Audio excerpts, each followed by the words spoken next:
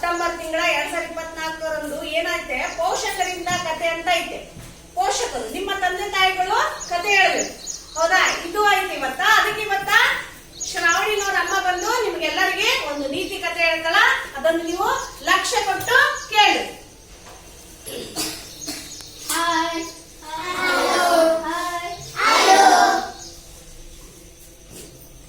ಒಬ್ಬ ರೈತನಿದ್ದ.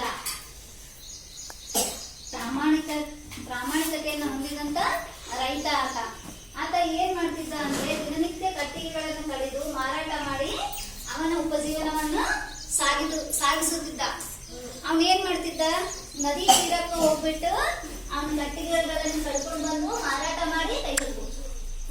ಮಾಡಿ ಅವನ ಜೀವನವನ್ನ ಸಾಗಿಸುತ್ತಿದ್ದ. ದಿನನಿತ್ಯ ಅದೇ ತರ ಜೀವನ ನಡೆದಿತ್ತು. ಒಂದು ದಿನ ಏನಾಯ್ತು, ಅವನ ಕೈಯಲ್ಲಿರುವ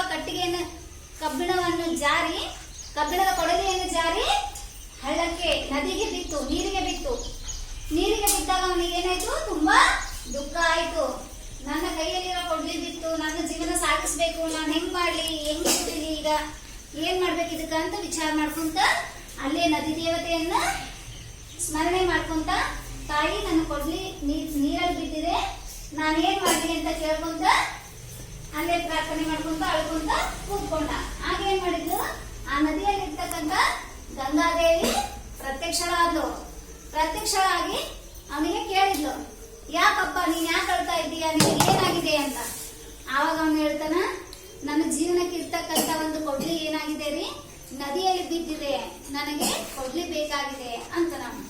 ಆವಾಗ ತಾಯಿ ಏನ್ ಮಾಡ್ತಾಳ, ನೀರಲ್ಲಿ ಮುಳುಗ್ಬಿಟ್ಟು ಒಂದು ಬಂಗಾರದ ಕೊಡ್ಲಿನ ತಂದು ಆತನಿಗೆ ತೋರಿಸ್ತಾಳ. ಇದು ನಿನ್ನದೇನಪ್ಪ, ಕೊಡ್ಲಿ ತೆಗೆದುಕೋ ಅಂತಾಳ. ಆವಾಗ ಅವನೇನಂತಾನ, ಇದು ನನ್ನದಲ್ಲ ತಾಯಿ, ನನ್ನ ಕೊಡ್ಲಿ ಬೇರೆನೇ ಇದೆ, ಇದು ಕೊಡಲಿ ನನಗೆ ಬೇಡ ಅಂತನ. ಅಂದ್ಕೂಳೆ ಮತ್ತೇನ್ ಮಾಡ್ತಾಳ ತಾಯಿ, ನೀರಲ್ಲಿ ಮುಳುಗ್ತಾಳ. ಮತ್ತೆ ಮುಳುಗ್ಬಿಟ್ಟು ಮತ್ತೆ ಒಂದು ಬೆಳ್ಳಿ ಕೊಡ್ಲಿನ ತಗೊಂಡ್ ಬರ್ತಾಳ. ಬೆಳ್ಳಿ ಕೊಡ್ಲಿ ತಗೊಂಡ್ ಬಂದು, ಇದು ನಿನ್ನದೇನಪ್ಪ ತೆಗೆದುಕೋ ಅಂತಾಳ. ಆವಾಗ ಏನಂತಾನ, ಇದು ನನ್ನದಲ್ಲ ತಾಯಿ, ನನ್ನ ಕೊಡ್ಲಿ ಬೇರೆನೇ ಇದೆ, ಇದು ಕೂಡ ನನಗೆ ಬೇಡ ಅಂತ ಹೇಳ್ತಾನ ಆ ರೈತ. ಹೇಳಿದ ಕೂಡಲೇ ಆ ತಾಯಿ ಏನ್ ಮಾಡ್ತಾಳ, ಮತ್ತೆ ನೀರಲ್ಲಿ ಮುಳುಗಿ ಕಬ್ಬಿಣದ ಕೊಡ್ಲಿನ ತಗೊಂಡ್ ಬರ್ತಾಳ. ಕಬ್ಬಿಣದ ಕೊಡ್ಲಿ ತಗೊಂಡ್ ಬಂದ್ಬಿಟ್ಟು ಅವನಿಗೆ ತೋರಿಸ್ತಾಳ. ಆಗ ರೈತ ಅಂತಾನ, ಹೌದು ತಾಯಿ, ಇದು ನನ್ನದೇ ಕೊಡಲಿ, ನನಗೆ ಇದನ್ನೇ ಬೇಕಾಗಿತ್ತು, ನನ್ನ ಜೀವನ ಇದರಿಂದಲೇ ಸಾಗುತ್ತಿದೆ ಅಂತ ಆ ರೈತ ಆ ದೇವಿಗೆ ಹೇಳ್ತಾನ.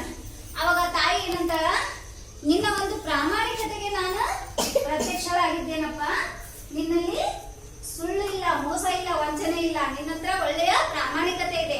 ಅದಕ್ಕೋಸ್ಕರ ಈ 3 ಕೊಡ್ಲಿಗಳನ್ನು ನೀನೇ ತೆಗೆದುಕೊಂಡು ನಿನ್ನ ಮುಂದಿನ ಜೀವನವನ್ನು ಸಾಗಿಸು ಅಂತ ಹೇಳ್ತಾಳ.